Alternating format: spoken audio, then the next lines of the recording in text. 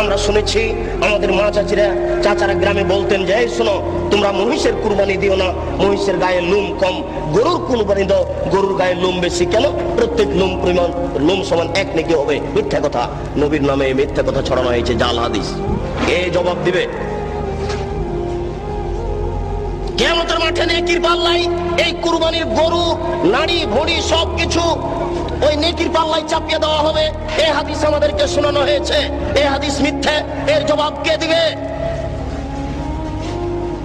গরু দিয়ে, উট দিয়ে আকিকে চলে না, এই হাদিস মিথ্যে, এটা জাল হাদিস, রাসূলের উপরে এটা বানিয়ে ছড়ানো হয়েছে। এর জবাব কে দিবে? বাচ্চার কানের পাশে আজান দিতে হবে, কথা সত্য। ডান কানে আজান দিতে হবে, বাম কানে ইকামত দিতে হবে, এই হাদিস মিথ্যে। রাসূল কথা বলেননি, এই হাদিসের জবাব কে দিবে? মায়ের দিকে সুনজরে তাকালে কবুল হজের সমান নেকি হয়, এ হাদিস মিথ্যে। মায়ের পায়ের নিচে জান্নাত, এ হাদিস সত্য। মায়ের পায়ের নিচে জান্নাত, এ হাদিস ঠিক। মায়ের পায়ের নিচে জান্নাত, এ হাদিস ঠিক।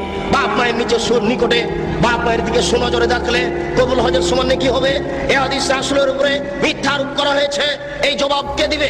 এই জন্য মনে রাখবেন, রাসূল সাল্লাল্লাহু আলাইহি ওয়াসাল্লাম এক পথে যাচ্ছিলেন মেরাজে জিবরাইল আলাইহিস সালামের সাথে। তিনি দেখলেন কতগুলি লোকের জিহ্বাকে আগুনের কেঁচি দিয়ে কেটে দেওয়া হচ্ছে, কতগুলি লোকের জিহ্বাকে আগুনের কেঁচি দিয়ে কেটে দেওয়া হচ্ছে। আল্লাহর নবী বললেন, মান হাওলায়ে? জিবরাইল, এরা কারা যাদের জিহ্বা কেটে দেওয়া হচ্ছে? জিবরাইল আলাইহিস সালাম বলেন, হাওলায়ে খুতবাইন মিন উম্মতিক, এরা হচ্ছে আপনার উম্মতের বক্তা, যারা বক্তৃতা করে বেড়াতো, তাদের জিহ্বা আগুনের কেঁচি দিয়ে কেটে দেওয়া হচ্ছে। কি বুঝলেন?